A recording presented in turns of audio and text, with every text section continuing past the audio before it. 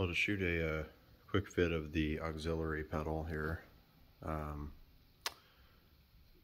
got the bearing or the bushings taken out, and I'm just gonna go ahead and make everything even so that the master pedal looks like the slave basically, or the auxiliary, and just to show kind of what more or less, despite the age, healthy components are supposed to look like. If you watch my other, I think it's like 19-minute long video, the threads that I replaced with these nice stainless steel Allen key type bolts were completely obliterated at the bottom. These are in full tack, just have really rusty screw heads which become very unreliable, and if you got to make adjustments, you know, it becomes a crapshoot with time if you can't even get a screwdriver to bite. And then, like, the nut still has a black coating on it.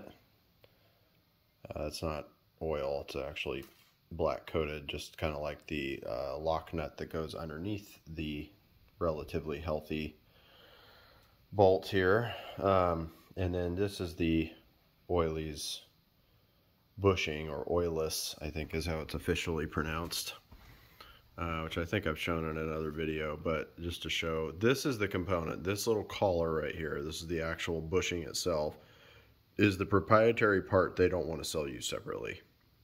You can have these housings all day. Now granted, the O-rings on are not in great shape.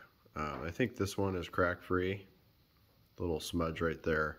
However, the left side, right side of the spindle, it's all cracked up and it looks like crap.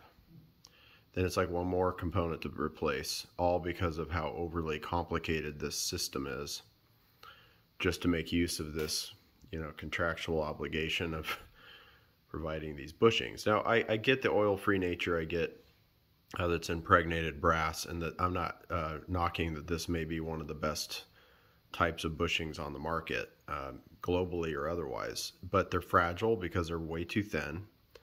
I mean, you're not even looking at a 0.5 millimeter in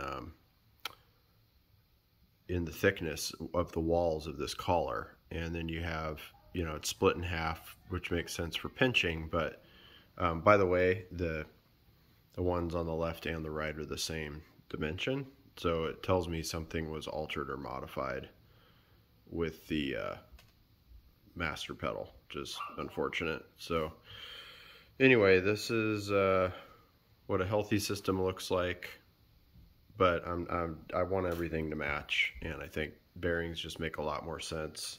This just isn't a necessary. I don't even know that this has a locking component to it. It looks like a lock nut, but it's tough to tell that there's even any nylon or anything in there to lock. I just see threads all the way to the top. So best to just replace it with all the new components that I've already mentioned. These are the old ones. There's the two old oilless ferrules. There's the worn out bolts, and these are two new bearings. And there's the old black coating removed nuts there. And I will be instead putting in 4 nicely over lubricated, perhaps, little bearings, and then nice stainless steel bolts and locking nuts. And probably just reusing these little black ones. And I do want to put Loctite on, which I mentioned in my other longer video, and I added some Loctite to these. You can see the blue still on there at the tip here. Just put a little dab in the actual nut itself and screwed it on and let it sit overnight. So anyway, that to me, I'd rather have everything match and know that I was the one that did it at a given date. Just like, you know, you change your oil, you change your filter, you mark it, you know that it happens on a certain day, and then you know what to expect going forward when it's the next time to do it, right? So I highly doubt these will ever wear out. If they do, they're so cost effective that it doesn't matter. It doesn't send you on a wild goose chase wondering, oh no, the O-ring split, and now, you know, the collar doesn't sit in that portion well, or the ferrule, I should say, and then you can't replace the actual bushing, which they call a bearing for some dumb reason. But you know, I just kind of over it. Like I'll have them set aside. I have the same setup in my hi-hat stand, which I also have a video on, but at least you know, I know what's in there and I know it's all new. I know I'm not dealing with rusty bolt heads anymore, and obviously these were pretty worked over. This one, funny enough, has more rust on the plate, but it actually has better traction pads by far. So I don't know why this one shows less use, but it is yet in kind of worse looking shape on the surface, but clearly used less from a ground up perspective. So, you know, it's good to resurrect something, reduce, reuse, recycle, or whatever. Right? I don't have to have something new if this fully functions. It's just a matter of making sure it works correctly. So yeah, it'll be nice to get this all going again.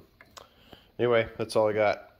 Hopefully this helps some Tama Speed Cobra 910 owners. I know they've made a few different variations over the years. Now they have this whole heel guard block thing they got going on, which is fine. I think it does make it for easier access to a lot of these components. It's a smart system, even though it's ugly in gold. I can't stand that color, but I think, you know, looks aside, it'll be great to have this all, you know, functioning and fully operational on a vintage kit nonetheless, where it kind of makes sense to have maybe a more vintagey appearance.